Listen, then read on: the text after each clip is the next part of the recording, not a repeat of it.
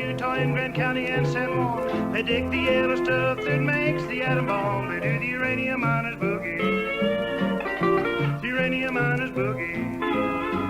It's the uranium miners boogie. They digging all day long. You are listening to Men in Lead Aprons. Everything you might want to know about radiation, the good, the bad, and the not yet known. This is a regular podcast from the Columbia University Center for Radiological Research from the heart of New York City. And here are your hosts, Dr. Eric Hall and Dr. David Brenner. Hello and welcome back to Men in Lead Aprons, a series of podcasts from the Center for Radiological Research at Columbia University in New York City. My name is Eric Hall, and for more than 20 years I was director of the Center for Radiological Research. This is episode 7, and today we will discuss radon, which is a naturally occurring radioactive gas. It is the largest source of natural background radiation to the US population and is estimated to be responsible for about 15,000 deaths per year. So let me introduce now my fellow man in the lead apron, David Brenner, who is the current director of the Center for Radiological Research. Good morning, David. Good morning, and welcome everybody from Columbia University. So, David, radon doesn't seem to be in the news these days as much as it was several years ago. Has the problem gone away? The issue of radon is exactly the same as it was 20 years ago, and exactly as the same as it was 100 years ago. The radon problem is with us. So, David, before we get into any details about radon, can you tell us about the average radiation dose that people receive from natural causes as opposed to man-made radiation such as X-rays in the doctor's office? So you're quite right, Eric. There are two different sources of radiation to which we're all exposed. And we've talked in the past about some of the man-made sources, and a particular one we've most been concerned about is CT scans, and we've had a whole episode about CT scans. But in general, the radiation exposure we get on average is about half man-made, and that's mostly medical exposures, and half naturally occurring, nothing to do with any interventions of people. So the naturally occurring radiations, some of it is actually from space, from galactic cosmic rays that come from afar. Some of it is from the natural background in soil. There's a little bit there. Some of it is from the fact that we are actually a little bit radioactive. We have radioactive potassium, for example, in our bodies. But most of it is from radon. And in fact, radon is clearly the single biggest source of radiation exposure on average that we receive. So it's even bigger than CT scans, in fact. So, David, would you like to tell us exactly what radon is? Well, the very short answer to your question, Eric, is that radon is a naturally occurring radioactive gas. But settle in for a few minutes and I'll tell you the full story of what it is and where it comes from. As I said, radon is a radioactive element. In other words, atoms of radon will ultimately spontaneously change or decay from radon to become another element. And when they do this, they will emit radiation, specifically an alpha particle. I presume that out of doors, the tiny amounts of radon gas that leak out of the ground will be massively diluted in the air. So under what conditions does radon pose a danger? Well, you're absolutely right, Eric. Once radon gas gets into the outside, it's very much diluted and absolutely is not a danger. So the issue is indoors. And of course, the nearer that indoors is to the ground, the more the risk. So the biggest risk, for example, is in basements. The next biggest risk would be in ground floors. And once you're in a high-rise and a high floor in a high-rise, there's essentially no risk at all. Well, I remember from our first podcast that alpha particles are one of the 3 types of radiation that we talked about. There are alpha rays, beta rays, and gamma rays. So continue the story. Where does radon come from? Well, radon ultimately comes from another radioactive element, which is uranium. Uranium is a naturally occurring element that is actually present in all rocks and soils. Only in very small quantities, maybe 1 atom in a million on average, although different rocks contain different amounts of uranium, and we'll come back to that later.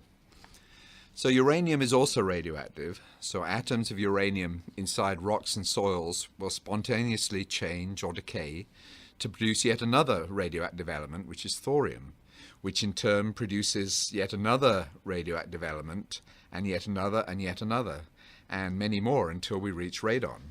So what's so special about radon? First, recall something we discussed in our first podcast about the alpha particles that are emitted during these radioactive decays. So these alpha particles have an incredibly short range, less than 1,000th of an inch. So they don't travel very far at all. And so if they're produced inside rocks or soil, they're never going to get out of that piece of rock or soil. So these alpha particles will never reach us. But here's what's so special about radon. Radon is gas. So when it's produced inside rocks and soils, it can potentially diffuse up through cracks in the rocks or the soil and actually reach the surface and so get into the air that we breathe. Radon has a half-life of about 4 days before it actually decays, and that's often enough time for it to reach the surface and get into the air. As I recall, radon certainly became an issue back in the 80s, and there was a very interesting story that you told me once about it. Would you like to repeat that here for our friends? For sure, and this story is about a gentleman called Stanley Watrous. So Stanley Watrous was actually a nuclear engineer, and he lived in Pennsylvania, in Boyertown, Pennsylvania. And he was working on the Limerick nuclear power plant, which was in the 1980s was being built. And at the time of where we're talking about, it hadn't been turned on, the nuclear reactor, but the radiation alarms were already in place. So one day on the morning, actually in December 1983, Stanley Watrous actually set off the radiation alarms going into the nuclear power plant. Normally they're designed to make sure nothing comes out of a nuclear power plant. But here he is setting off all the radiation alarms going in. And so there was an enormous fuss. What was going on? How could he possibly be setting the alarms going in? So there was an enormous fuss when this happened. What could it be that was actually setting off the alarms going into the nuclear power plant? And it turned out that Stanley Watrous lived in a house where the radon level was actually one of the highest that's ever been detected in this country. So that was immediately the story got into the newspapers and the media, and really the radon story, which was already there and been there forever, really hit the public attention, and rightly so. So David, what are the health hazards of radon? So again, I'll start by giving you the short answer, and that's that the only significant health hazard associated with radon gas is lung cancer. But settle in again and I'll tell you how this comes to be. Again, it comes back to the fact that the alpha particles that radon emits have a very, very short range. They only go very short distances after they are created through a decay of a radon atom. So these alpha particles can't, for example, penetrate even the very outer layers of our skin. And even if we breathe in an atom of the radon gas, and should it decay while it's inside our lungs, the alpha particle that's produced still won't have enough range to reach the sensitive cells on the surface of our lungs. So if I understand this correctly, alpha particles from radon itself are actually not dangerous at all. Well, ironically enough, that's absolutely right. But let's now think what happens when a radon atom in the air does radioactively decay. As we discussed, an alpha particle is emitted that can't harm us, but what happens to the radon atom itself? It actually gets transformed into yet another radioactive atom, and that's called polonium. Now, polonium, unlike radon, is a solid. So what will happen to it when it's formed somewhere in the air? Well, what will happen to this polonium atom is that it will actually attach itself to a nearby piece of dust in the air. As you know, the air is full of dust particles, or aerosols as they're sometimes called. So now we have dust particles in the air with radioactive atoms attached to them. What happens if we breathe in these dust particles? So now we're getting to the crux of the matter. Actually, our lungs are incredibly good at filtering out dust or dirt in the air that we breathe. And they do this by having a sticky stuff, mucus, on the surface of our upper airways. So the dust particles actually stick to the surface of our upper airways in our lungs. But here's the thing. If these dust particles have radioactive polonium attached to them, and the polonium decays and emits an alpha particle while the atom is stuck to the inner surface of our lung, now the alpha particle actually does have just enough range to damage the cells on the surface of our lung, and so potentially produce a damage that potentially will end up as lung cancer. Well, that's quite a complicated story. So does this complicated process really result in any significant number of lung cancers? It's a good question and an interesting one, because the health consequence of radon is lung cancer. But of course, the 100-pound, 500-pound gorilla in the corner of lung cancer is, of course, smoking. So smoking is an enormous producer, as we know, of lung cancer. So trying to figure out what the effects of radon gas are in terms of lung cancer are always made more complicated by the fact that you've got this enormous producer of lung cancer, which is cigarette smoking. So the thing which you might expect to be able to do, which is basically to go into houses that have high radon levels and look at lung cancer rates in the occupiers of those houses, turns out to be very difficult. And because you can't take into account properly the effects of smoking. So what's been done in the past is to actually look at uranium miners. So uranium miners essentially are people who go down mines and dig out uranium, and therefore are subject to much higher levels of radon than you or I in houses could possibly be.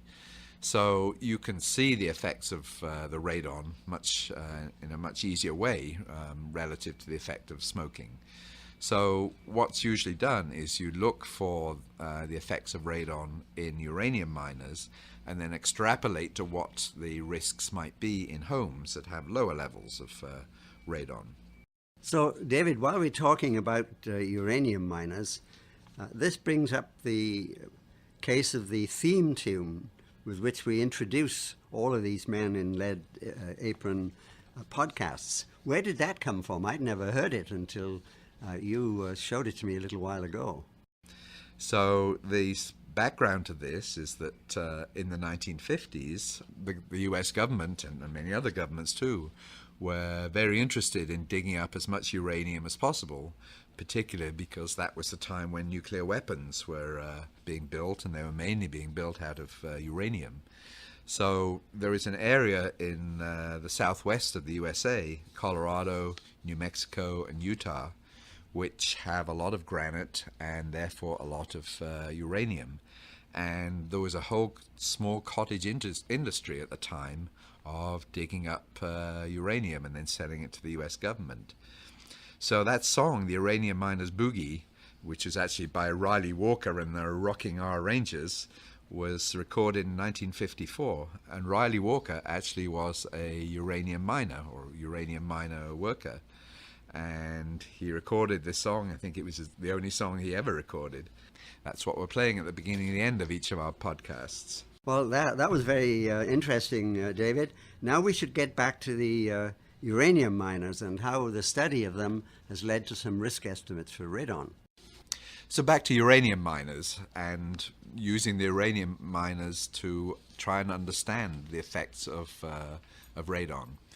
So there have been a number of studies of the uranium miners in terms of how much radon they were exposed to and how many lung cancers they actually ended up getting. And sure enough, they certainly got an increased level of lung cancer. So it's been possible to relate the radon level that they got to the lung cancer rate. And actually that was the big study that was involved in that was the so-called Bayer, Biological Effects of Ionizing Radiation 6, Bayer 6 study, back in the 2000s. Basically, what came out of that study was that about 1 in 10 of all lung cancers in this country are probably associated with radon. And there are about 150,000 lung cancers deaths per year in this country. So that means about 15,000 lung cancers are associated with radon.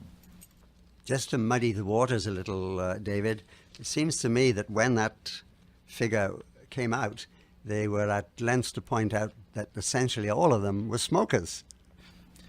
It's true, Eric, that that 15,000 number that I quoted, that's a number of people whose lung cancers are associated with radon. Well, indeed, they are mostly smokers, so their lung cancer is projected to have been produced by a mixture of smoking and radon. So you need both in most cases.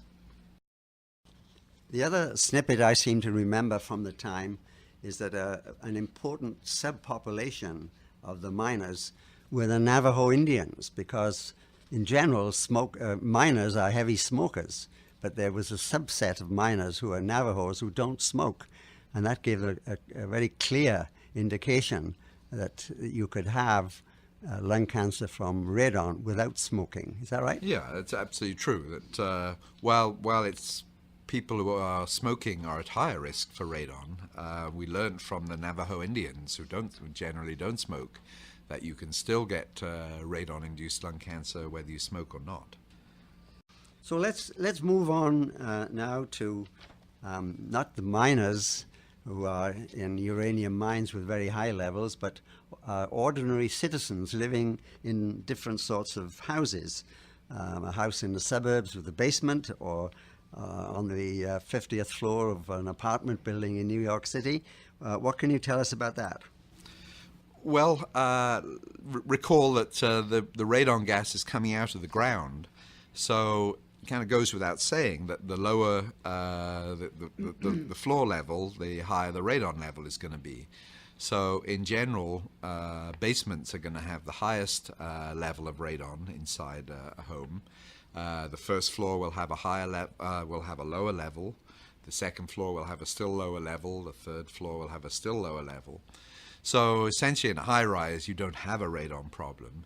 And the radon problem is mostly in homes that have basements. But also, David, are there not some areas of the country where you have a lot higher radon levels than others? Yeah, very much so. It's very mixed indeed. So again, let me come back to where we started from, is that radon is a product of uranium. And uranium tends to be high in areas where the rock is granite. So if you look for areas where there is granite rock, that generally correlates with areas that are going to have high radon concentrations. And I'll give you one big example, and that's the so-called Redding Prong. So the Redding Prong is a geographic formation of granite rock, and it starts in Redding, Pennsylvania, hence the Redding Prong. But it goes all the way through Pennsylvania, through New Jersey, through upper New York, and ends up in Connecticut. So it's a huge area and a very built-up area. So that is one of the big areas that we worry about in terms of houses and in terms of radon. But I must say it's not that predictable, because, again, coming back to our original description of how radon comes out of the ground, it basically comes through cracks in rocks and makes its way to the surface. So you can't predict whether there are going to be cracks in the rocks under your house or not. So two houses, one next door to one another, perfectly likely to have very different radon levels. And in fact, in the homes around Stanley Watrous' home in Boyertown, Pennsylvania, some of those had equally high radon levels compared with the Watrous house, but some had very low levels. And it really depends on the exact details of the rock underneath your home. So you can't really predict radon levels entirely based on geology. So David, anyone who's tried to sell a house in recent years knows that radon is going to be mentioned at some time during the negotiation. So the next thing I think we should explain is how do you measure what the radon levels are in a house? Indeed, and actually it's really very easy. So there are so-called short-term tests which basically tell you the average radon level over the course of a week or so. And then there are so-called long-term tests which give you a better picture, an average over several months. So both of these tests basically work in the same way, that you buy over the internet or through the mail a little testing device. You put it in your house. If it's a short-term test just for a week or so, if it's a long-term test for a couple of months, and then you send it back to the company and they read out the answer for you. And they're very inexpensive, these detectors. $20, $25, something like that. So it's very easy to do. You don't have to do anything. You just unwrap the detector, put it in the appropriate room, and just leave it. You don't do anything. And then after a week or a couple of months, send it back to the company, and they'll give you the answer.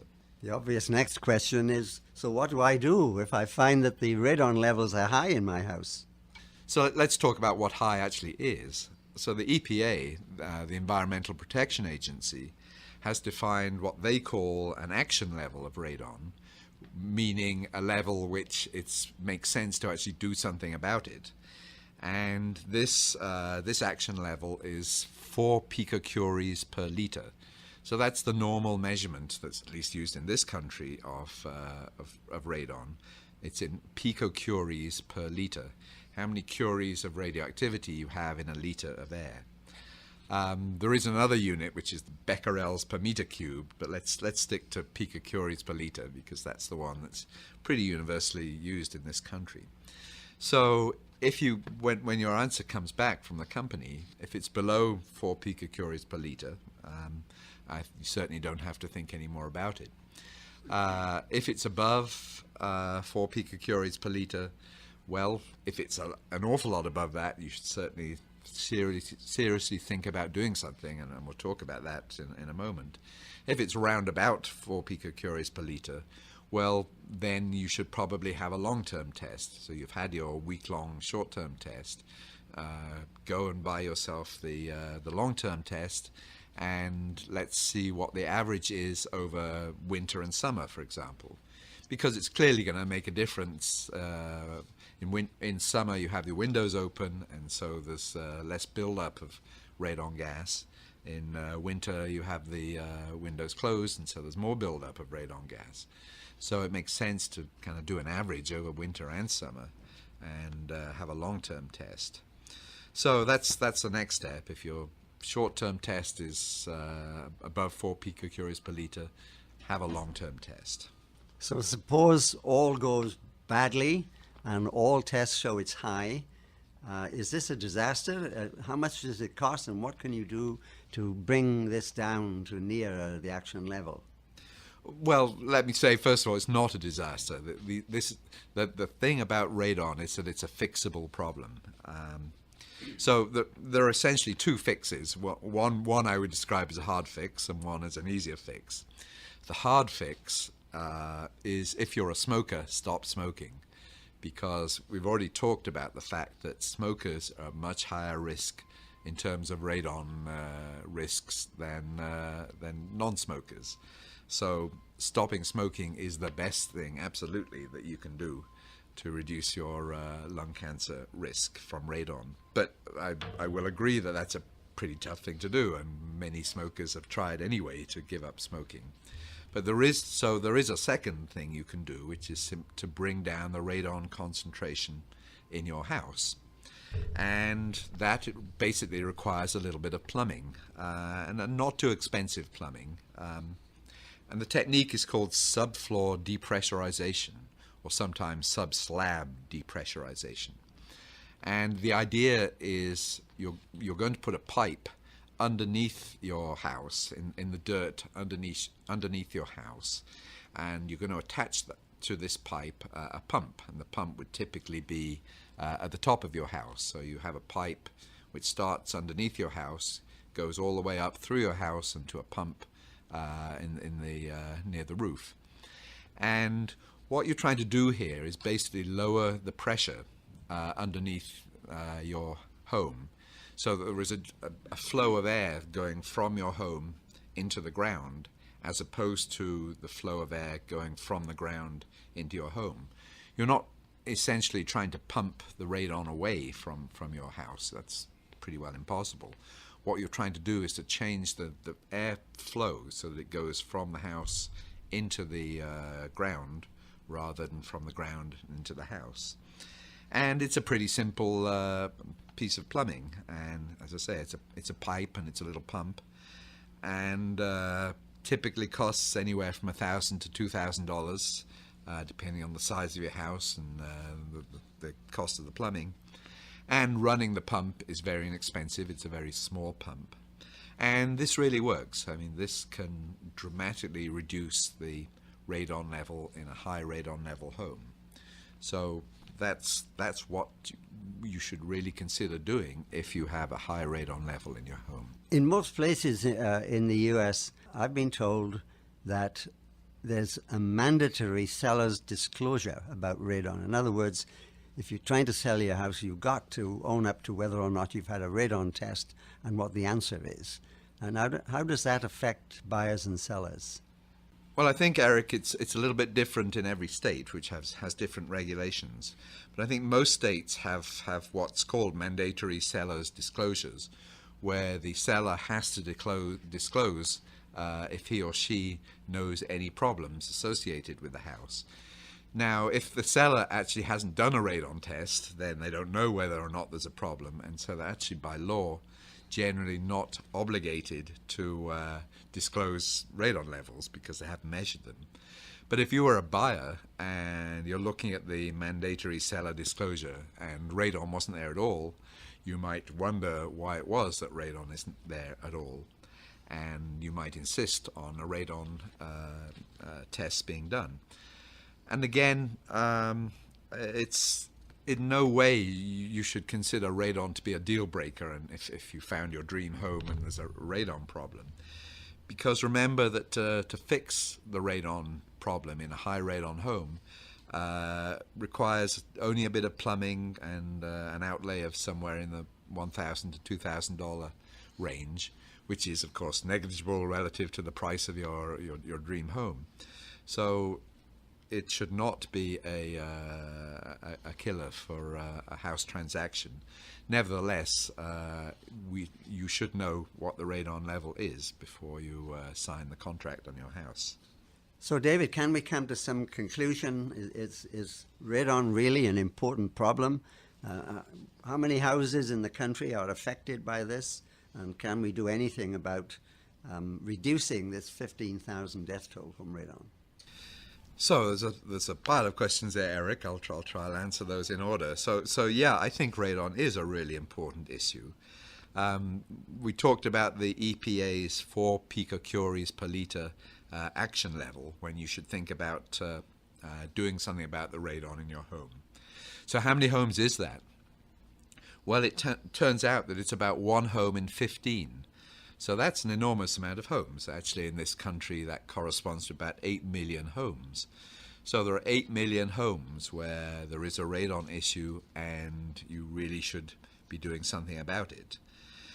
So your last question is, well, can the death toll that we believe is somewhere around 15 or 20,000 deaths per year associated with radon be reduced?